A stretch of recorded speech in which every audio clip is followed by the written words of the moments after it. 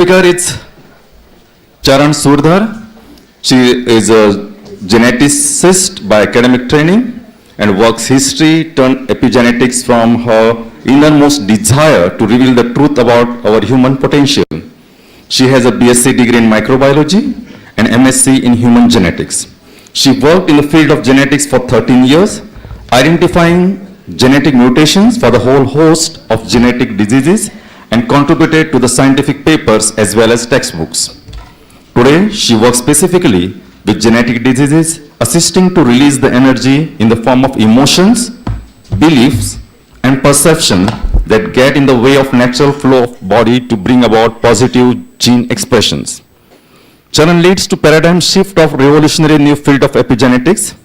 She has been featured on a Hidden Science TV show and also for upcoming movie Punk Science. What I have been given to understand that YouTube is full of her creativities and different ideas, so you can link on her name and you'll get a lot of things about her. Important announcement, the live telecast of this show is going on YouTube. Even if you press Manashakti, you'll get link and you can share these beautiful sessions over here with all your friends and relatives to whichever place they belong to or wherever they are. So,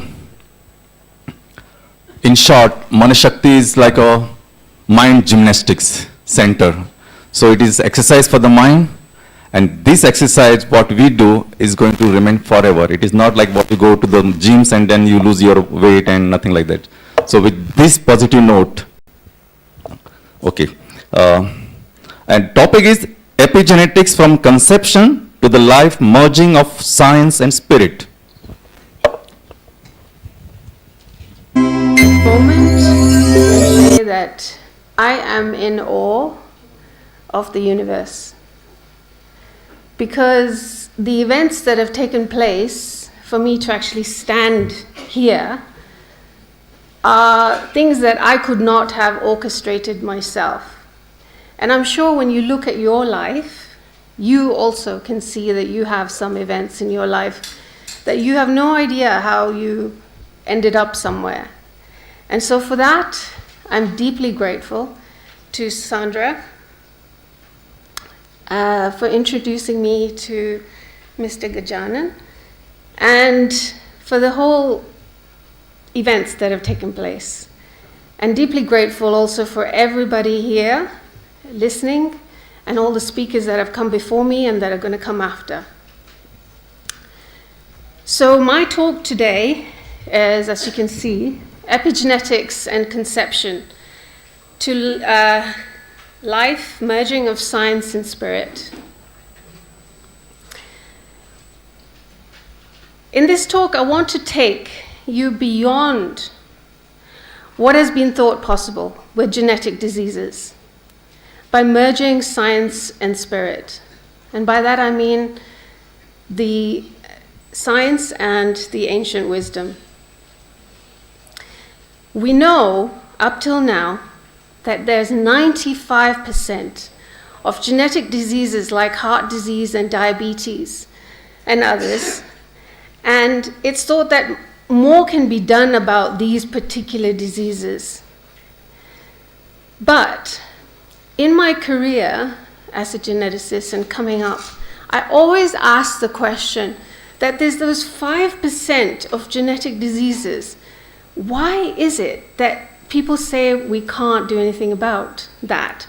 Because if we limit ourselves and we limit our own mind, then we limit what we can witness in the world. So that was one of my questions. So why is it that that was the case? But this talk, hopefully, can dispel this and open our minds to what is really possible. Because it's our minds, our mental thoughts, as we just witnessed with the previous speaker, that allow for what is possible and what isn't.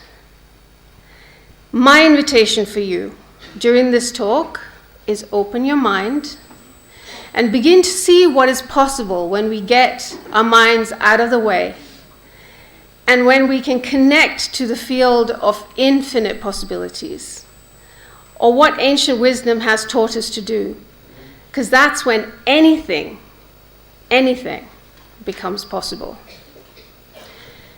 The second thing I'd like for you to receive during this talk is an actual experience of what this right here today, so that you can awaken to the power of infinite possibilities in you, because it's not outside, as we've just witnessed as well.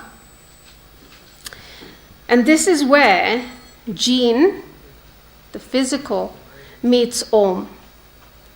Gene Om. Gene and Om, which is the physical meeting the infinite. And also you'll see that I love doodling. It's my approach of trying to be Picasso, but nowhere near it. So here's a quote by, I'm sure everybody's familiar with Dr. Deepak Chopra, and I want to read it out to you. This place of presence is pure awareness, which anyone can access. It is a field of all possibilities, which unfortunately we have shackled through the ego personality into a small arena of limited possibilities. The present moment is nothing but a liberated state of the sense of self. And you'll see this all come together in my talk. So presence is the magic ingredient. It's the ancient wisdom where ancient wisdom meets science. The ancient sages, as we've witnessed, yesterday afternoon, Shiva Kumarji, he is presenting the Abhimanyu effect, and I want you to keep in mind what he said, because you'll see the relevance in today's talk. So the ancient wisdom, the ancient sages have created the miraculous, and this ancient wisdom fits in perfectly with today's world, especially from epigenetics, from conception to life.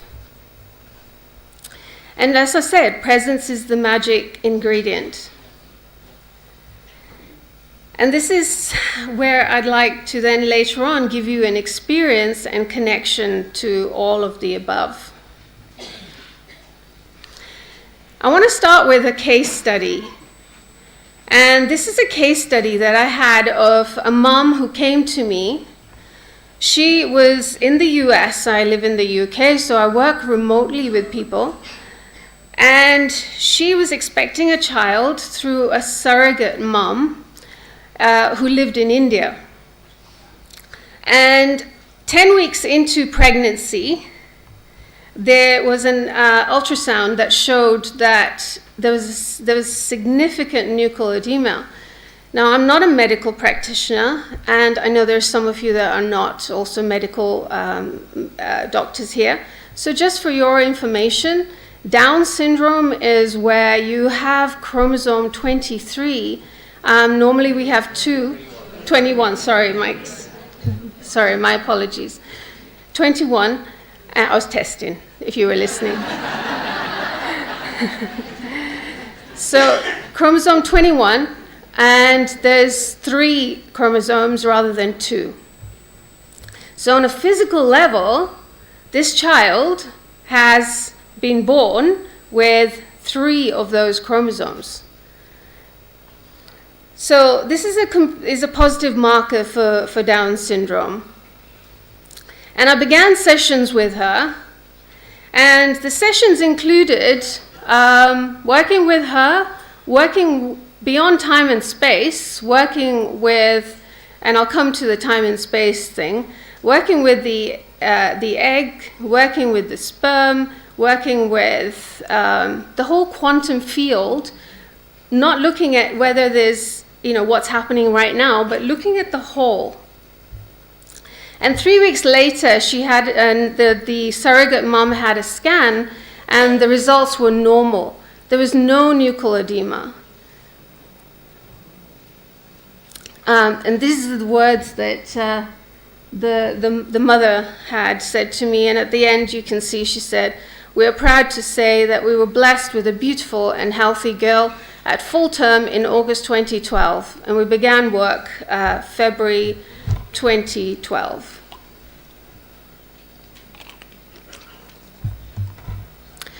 So, coming to the next bit, sensations and epigenetics. Why would they be connected? If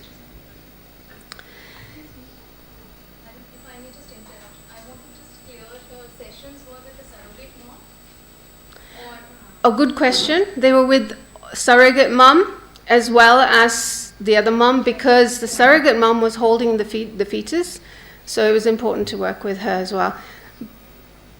Thank you. Okay.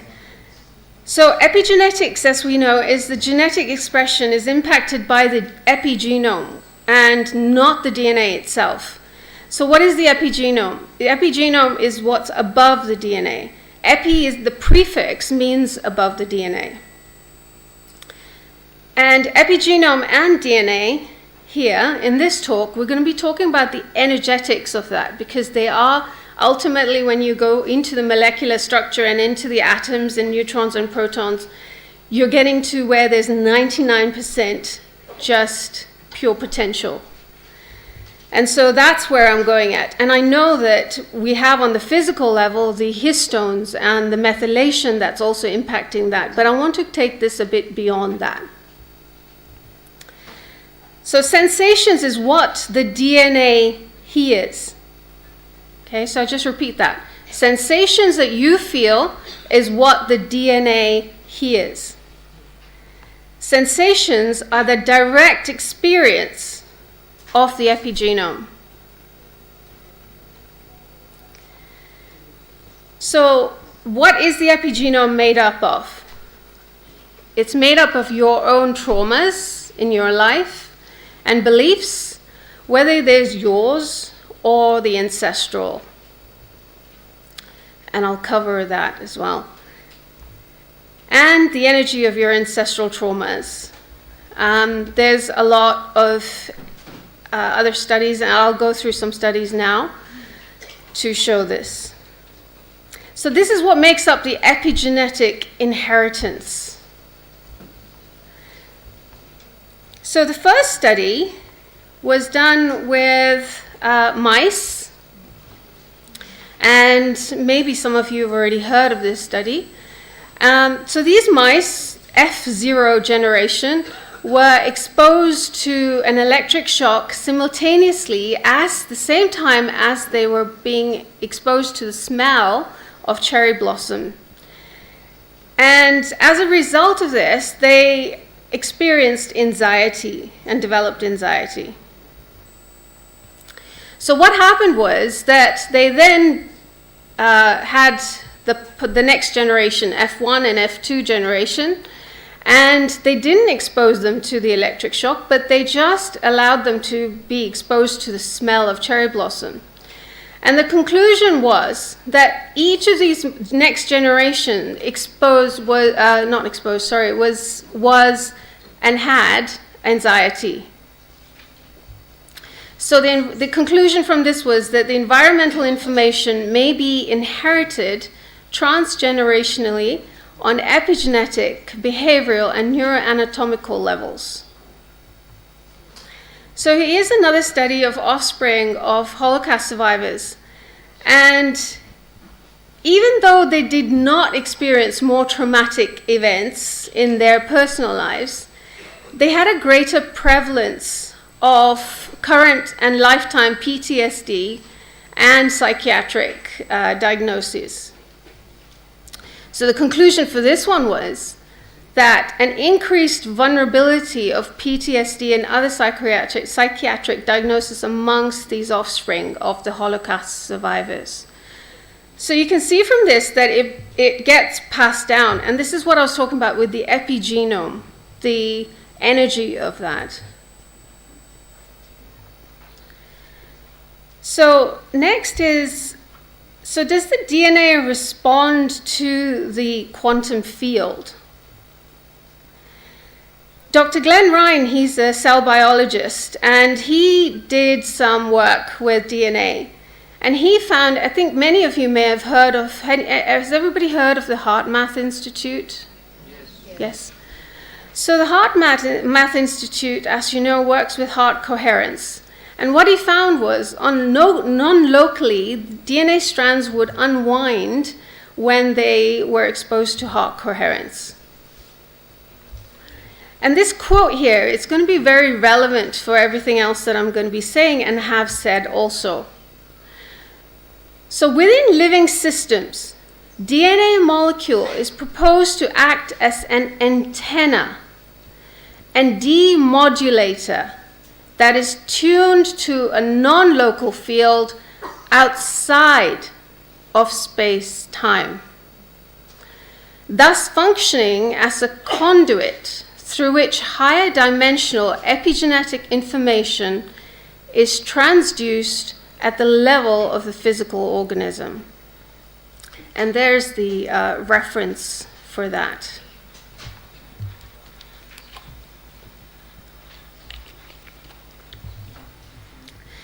So the data presented in this particular study supports the concept that cell-level processes can be influenced by human intention, mediated via energetic interactions. And I want you to just reconnect to Deepak Chopra's quote about presence. Well, he didn't say presence, but that's where I'm going with it. So, has anybody here heard of wave genetics? Just Sandra? Okay, so just one. Okay, good.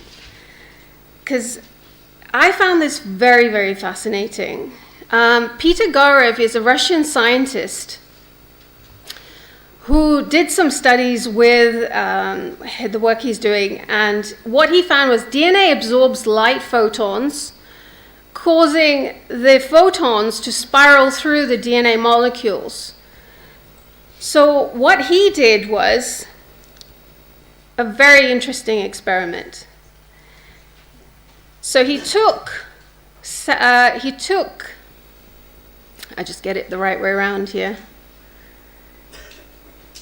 So he shined a laser beam through a developing salamander embryo. So the beam shone through the salamander embryo and the frog embryo DNA completely recoded itself with the instructions and hatched as a salamander.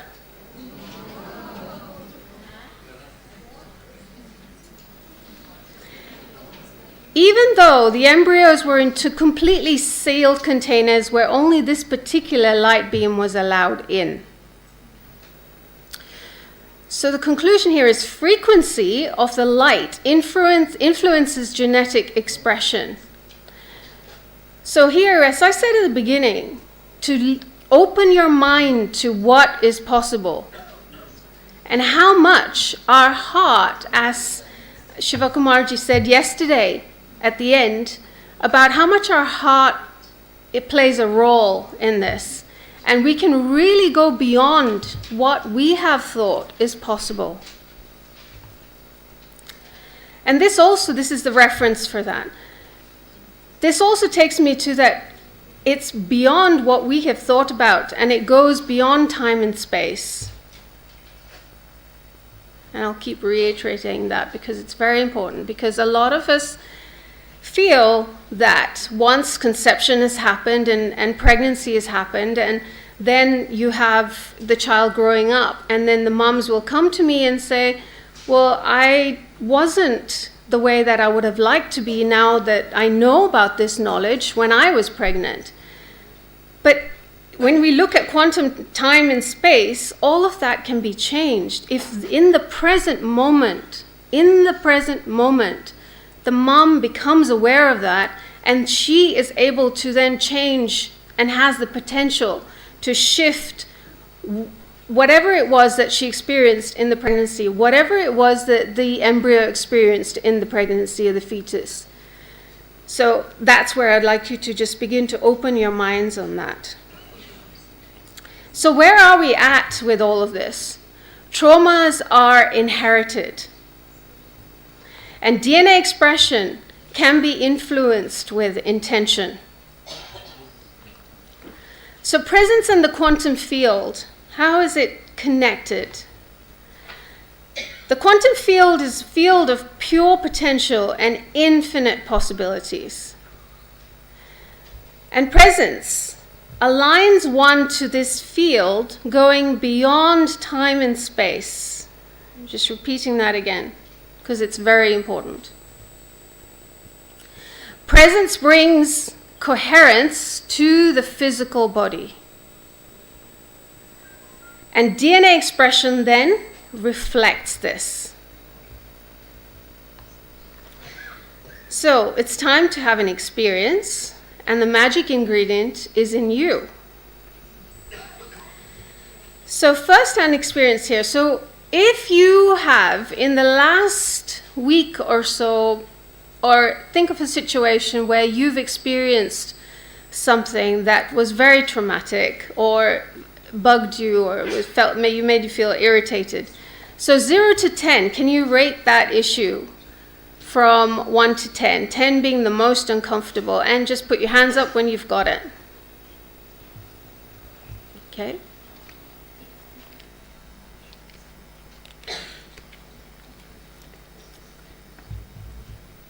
Okay, everybody got it? Think of an issue which bothers you emotionally. Maybe your spouse said something. Maybe your children said something to you. Maybe you reacted and judged yourself. Whatever it is. Got it? Okay. Are you all above 5 on that? Okay, great. So let's go to sensations. This is where we're going to tie it in. So when you think about that, just let that go for a minute. And now become aware of yourself seated on the chair, and notice the sensations of your body on the chair. And maybe it's an idea to close your eyes as you feel this. So just allow yourself to close your eyes and feel yourself sitting on the chair. Notice my voice reaching your ears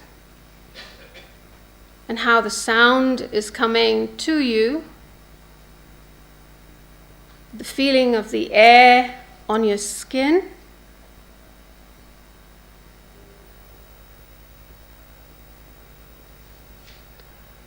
And begin to notice where you feel that in your body with regards to that situation. There's some sensation, whether it's a warmth, whether it's a tightness.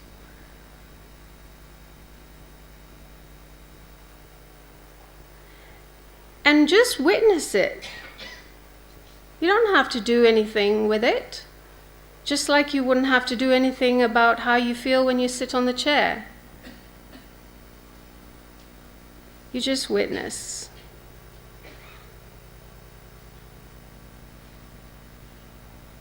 And you may begin to notice that it moves, and that's okay too.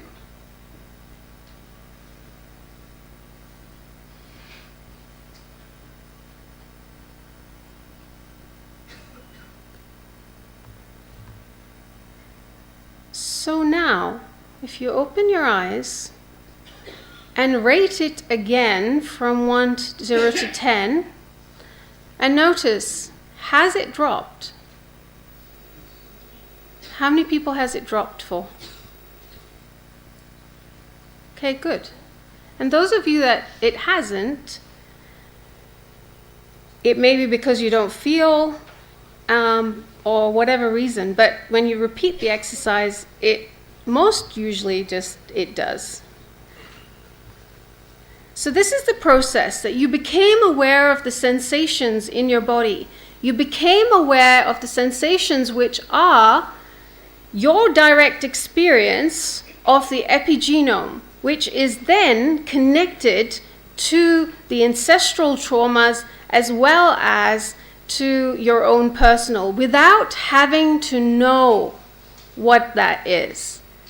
You, in this moment, shifted your genetic expression just by that. You had no judgment, and this is an important point, no judgment. So presence is what is in the moment and allows for shift in experience in life.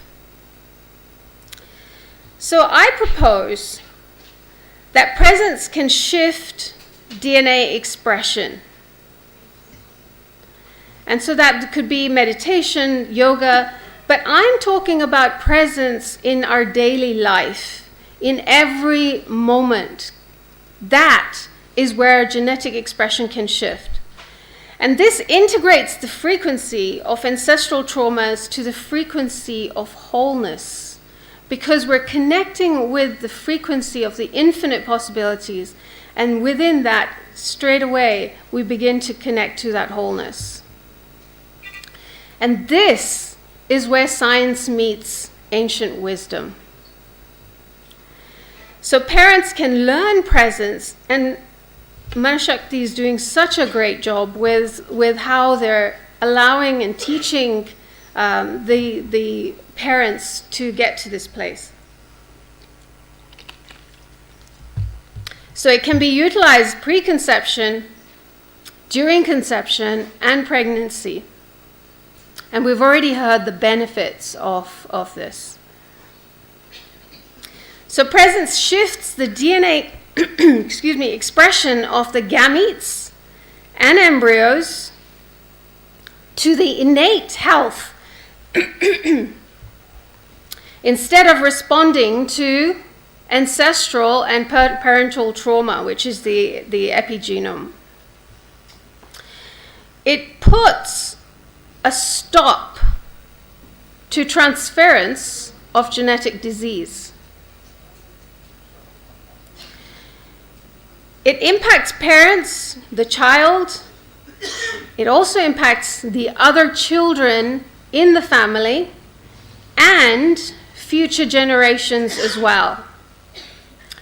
And going back in time to the ancestors, or where the original situation was where that happened. And if you go back to the example of the mice, that would be that, say for example, the F2 generation of the mice smelling the cherry blossom, doing the presence work. I mean, if you can imagine mice doing presence work.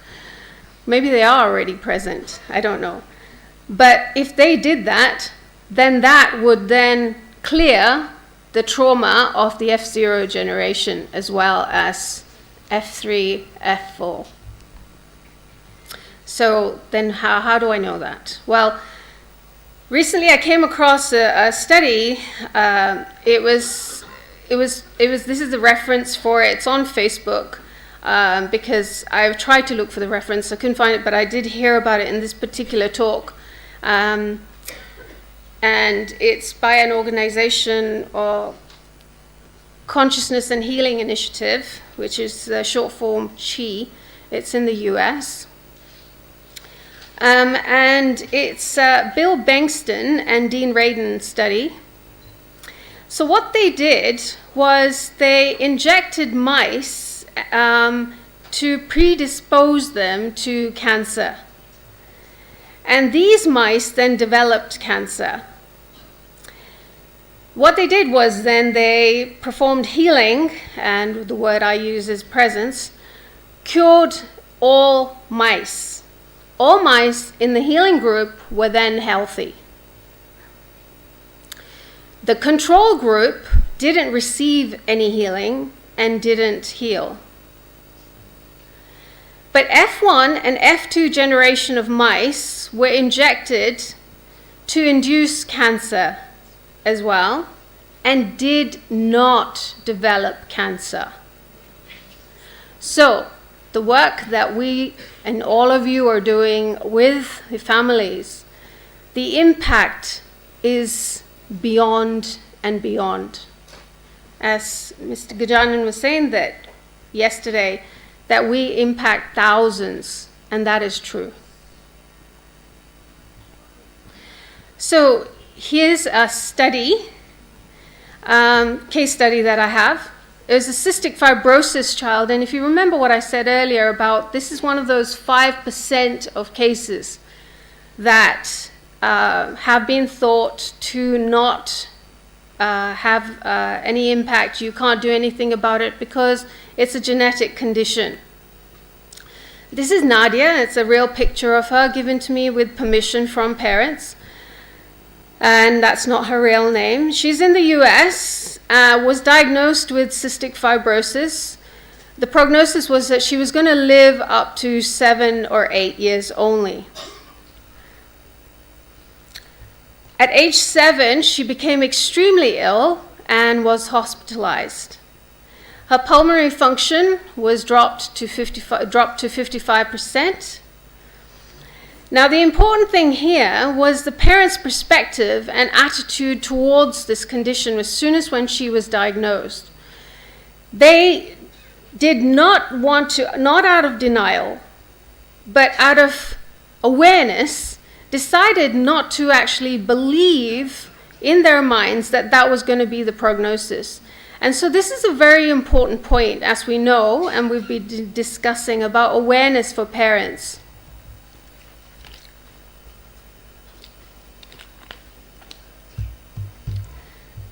So I worked with her for a few months, and her life returned to normal. She's now 11. This is a picture of her just very recent, and has attended school as normal and gets the odd cold and recovers. And for those of you that don't know about cystic fibrosis, it results in a lung condition with mucus buildup and a lot of infections. And so having a cold would be detrimental for her, but she's recovering. And this is such a deep daily case study for me because it helped me with my question of, is it possible for those 5% to really shift? And I was open to that possibility. And then, as I said, in deep gratitude to the universe and God and the divine, because that, when we believe in that power, anything is possible. So here's another Downs case study. Sophia is not her real name. She was from Italy, was diagnosed with Downs in the womb at 12 weeks. And parents approached me to work with her. Further investigation, during the 3rd trimester of pregnancy, she was normal. And again, if you remember, this is an extra chromosome. I'm not going to test you again. So she was born normal and now close to 2 years old. So the DNA aligns to the frequency of presence. And by presence, I'm really talking about the divine. You can use any word you like. In all cases, I worked with presence for each of these children, the parents, and the whole in that quantum field. It was beyond time and space, with the egg, the sperm, prior to conception and during pregnancy. And this aligns the DNA to the innate health, the frequency of presence, because the divine has its own frequency, and that encompasses everything. And it's integrating, as soon as we become aware of presence, we're integrating all the ancestral traumas and parental influences without even having to know the root cause of that. So presence is the magic ingredient. And here's a quote. Use your own light and return to the source of light. That is called practicing eternity, Tao Te Ching. This is the ancient wisdom. It's the frequency of the epigenome that epigenome effects are negated and integrated into wholeness. And DNA expression aligns with pure source, which is the divine. And pure source is the field of the infinite possibilities and pure potential. So to repeat the quote again, so now that you've heard all of that, you may be getting it in a broader perspective. This place of presence is pure awareness, which anyone can access. It is a field of all possibilities, which unfortunately we are shackled through the ego personality, through our beliefs, through our emotions, through things that go beyond what we even know that we have in the epigenome. And by that I mean the ancestral, into a small arena of limited possibilities. The present moment is nothing but a liberated state of a sense of self. So to conclude, it is the importance of presence. If the importance of presence, thank you. If the importance of presence can be taught to parents prior to conception, or even during pregnancy, it can shift, in fact I'll add even after the child is born, it can shift the frequency of the genetic expression in them, their gametes, and the child to be in alignment with the field of infinite possibilities in the quantum astral traumas. This is where magic and the merging of science and spirit happens. It is where Jin, the physical, meets Om, the infinite.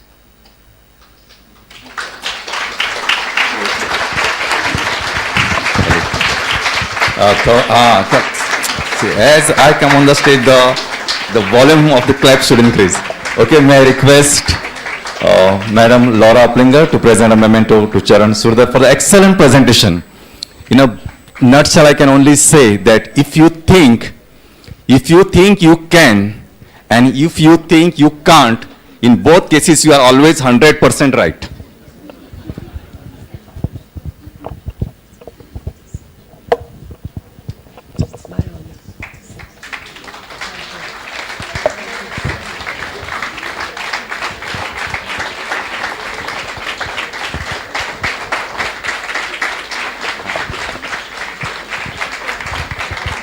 Yes, thank you very much for excellent session. And now